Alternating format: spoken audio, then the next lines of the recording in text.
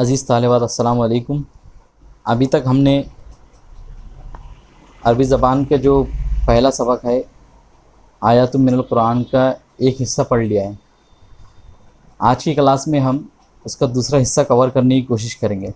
पिछली वीडियो की तरह मैंने यहाँ पे ब्लैक पेन से हमारा टेक्स्ट लिखा है, रेड पेन में हर लफ्ज़ के नीचे उसके मानी लिखे हुए हैं और ब्लू पेन से जो आयत दी गई है उसका तर्जुमा है। तो देखते हैं कि पहला जुमला क्या है। वला तक़्तुलू औलादकुम खशियता इमलाकिन। लफ्ज़ बलफ्ज़ उसके पहले माने देखेंगे। वा मतलब और, ये हर्फ़ अत्फ़ है, मैं हर बार आपको बताते जा रहा हूँ। ला मतलब ना। तक़्तुलू तुम कत्ल करो, ये जमा मुज़क्कर हाजिर का सेगा है। और ला तक़्तुलू दोनों मिलकर बन जाएगा फ़ेले नहीं। फ़ेले नहीं, इससे पहले ही मैंने बताया कि ऐसा काम जिसमें किसी काम को ना करने का हुक्म दिया जाए, ऐसा फ़ेल जिसमें किसी काम को ना करने का हुक्म दिया जाए फ़ेले नहीं कहलाता है।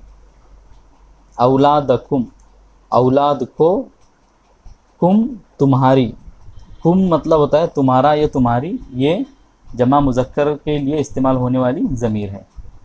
खशियता डर से, इमलाकिन तंगदस्ती के।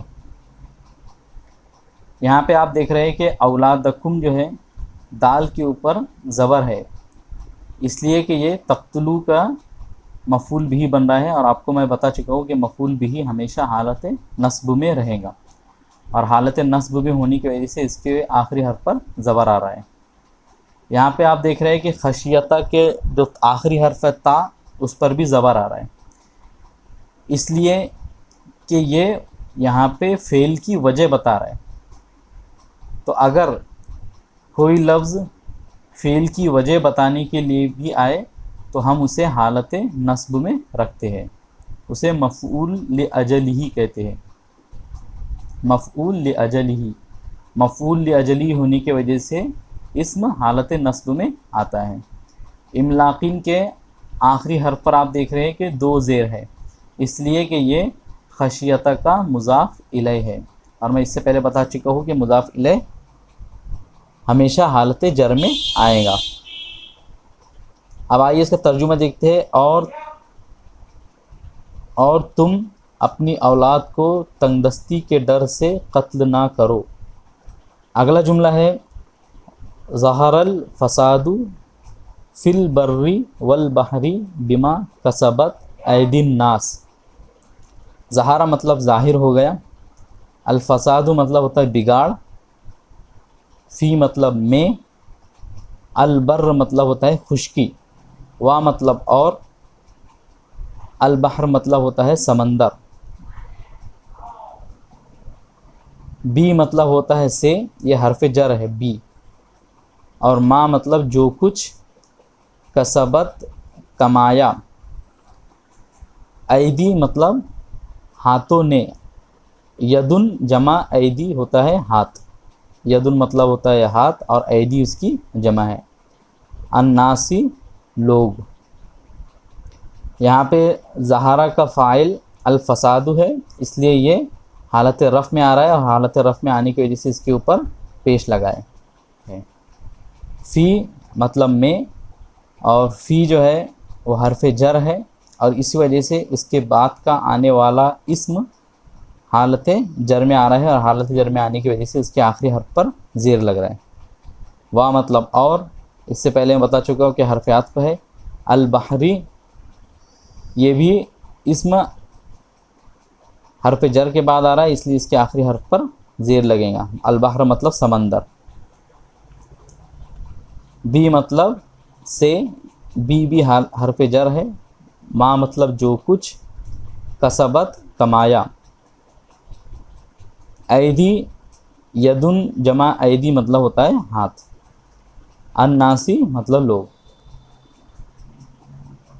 अन्नास जो है तो मुज़ाफ़ इलैह है, इसलिए उसके आखिरी हर्फ पर ज़ेर आया है।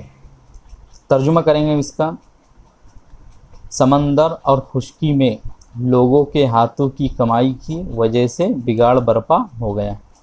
यानी इसका मतलब ये है कि लोगों के अपने कारनामों की वजह से, लोगों के अपने कामों की वजह से समंदर में भी बिगाड़ पैदा हो गया और खुशकी में भी बिगाड़ पैदा हो गया। यानी ज़मीन का जो कारखाना था, ज़मीन का जो काम था, वो जिस तरीके से चलना चाहिए था, उसके अंदर इंसानों के अमल दखल ने बिगाड़ पैदा कर दिया।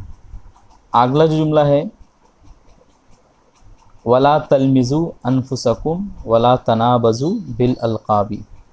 वा मतलब और, ला मतलब ना, तलमिज़ु तुम बुराई ढूंढो, ये भी एक फ़ेल नहीं है। अनफुसकुम जानों में, कुम तुम्हारी या तुम्हारी खुद की। वा और, ला ना, तनाबज़ु एक दूसरे को पुकारो, बी मतलब से, अल अलक़ाब लक़ब की जमा है, अलक़ाब मतलब लक़बों से। अनफुसा जो है ये तलमीज़ु का मफ़ूल भी है, इसलिए इसके आखिरी हर्फ पर ज़बर आ रहा है। मफ़ूल भी हमेशा हालत नस्ब में आता है। और अलक़ाबी के आखिरी हर्फ पर ज़ेर है, इसलिए कि ये हर्फ जर के बाद आ रहा है। इसका तर्जुमा होगा, और ना आपस में बुराइयाँ तलाश करो और ना एक दूसरे को बुरे नामों से पुकारो। यानी इसमें अल्लाह ताला हमको मना कर रहा है इस बात से कि हम एक दूसरे की बुराइयाँ ढूंढते फिरें, बल्कि हमें चाहिए कि एक दूसरे के बुराइयाँ ना ढूंढे और एक दूसरे को बुरे नामों से भी हमें नहीं पुकारना है। अगला जो जुमला है वो है, या अय्युहन नासु इन्ना खलकनाकुम मिन ज़करिन व उन्सा। या अय्युहा मतलब ए, यह मैं इससे पहले बता चुका हूँ, हर्फ़ निदा है। हर्फ़ निदा मतलब ऐसा लफ्ज़ जो किसी को पुकारने के लिए इस्तेमाल किया जाए। अन्नासु लोगो, इन्ना, इन्ना एक्चुअल में दो लफ्ज़ों से मिलकर बना है, इन्ना और ना, तो इन्ना ना कहने के बजाय इन्ना कह दिया गया है। खलकना ये फ़ेल माजी है और जमा मुतकल्लिम के लिए इस्तेमाल होता है, यानी हमने पैदा किया। कुम इसका मफ़ूल बिही है, खलकना का मफ़ूल बिही कुम है, तुमको।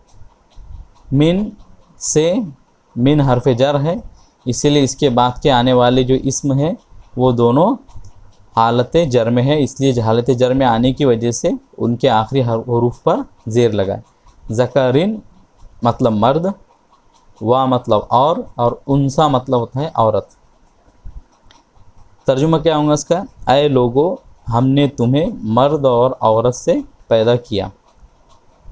यानी कोई इंसान अपने आप को बहुत बड़ा ना समझे, जिस तरह दूसरे इंसान है वो भी बिल्कुल उसी तरह है, और उसमें दूसरे इंसानों के मुकाबले में न कोई बड़ाई है न कोई बुराई, बल्कि तमाम इंसान बराबर हैं।